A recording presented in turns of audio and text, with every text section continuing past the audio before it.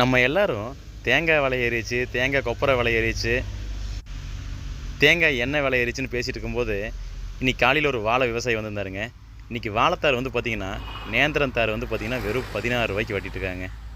வெறும் 16 ரூபாய்க்கு நேந்திரம் தார் வியாபாரிங்க வாங்கிட்டுருக்காங்க. கிலோ வந்து 16 ரூபாய்க்கு நேந்திரங்காய் போயிட்டுருக்குதுங்க. அதாவதுங்க ஓணத்துக்கும் கூட வந்து பார்த்திங்கன்னா இந்த வருஷம் பெருசாக விலை ஏறலைங்க.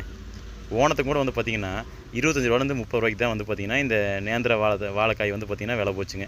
இப்போ வந்து பார்த்திங்கன்னா 18 ரூபா இருந்தது, இப்போ 16 ரூபா ஆயிடுச்சுங்க. யோசிச்சு பாருங்கள், வாழை விவசாயம் பண்ணுறவங்களுக்கு என்ன கட்டுப்படியாகுங்க. விவசாயிகளுக்கு வந்து பார்த்திங்கன்னா கண்டிப்பாக விவசாயி வந்து பார்த்திங்கன்னா விவசாயத்தை தாண்டி அடுத்த கட்டமாக வந்து பார்த்திங்கன்னா நீங்கள் உங்கள் பசங்க பிள்ளைகள் எல்லாம் வந்து பார்த்திங்கன்னா ஒரு இன்ஜினியர் ஆகிறத விட ஒரு தொழிலை உருவாக்கணுங்க. விவசாயம் சார்ந்த உணவு உற்பத்தி தொழிலை வந்து நீங்கள் கண்டிப்பாக ஆரம்பிக்கணுங்க. எங்களால் ஒரு உணவு உற்பத்தி தொழில் பண்ண முடியும்னா ஏன் விவசாயிகள் நீங்களாம் ஒன்று கூடி ஏன் வந்து உங்களால் ஒரு செக்கு எண்ணெயோ ஒரு மசாலா பொடியோ ஏன் உற்பத்தி பண்ண முடியாது? கொஞ்சம் யோசிச்சு பாருங்கள். நம்ம தான் பாலை உற்பத்தி பண்ணுறோம், நம்மளால் வந்து ஏன் வந்து பார்த்திங்கன்னா ஒரு பால் கம்பெனி ஆரம்பிக்க முடியாது?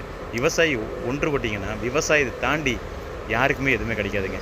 விவசாயிகள் ஒன்றா இருந்தீங்கன்னா அரசியல்லேருந்து எல்லா மாற்றங்கள்லேயும் உணவுப் பொருள்லேருந்து ஆடையிலேருந்து எல்லாருமே உங்கள் கையில் தாங்க இருக்கு.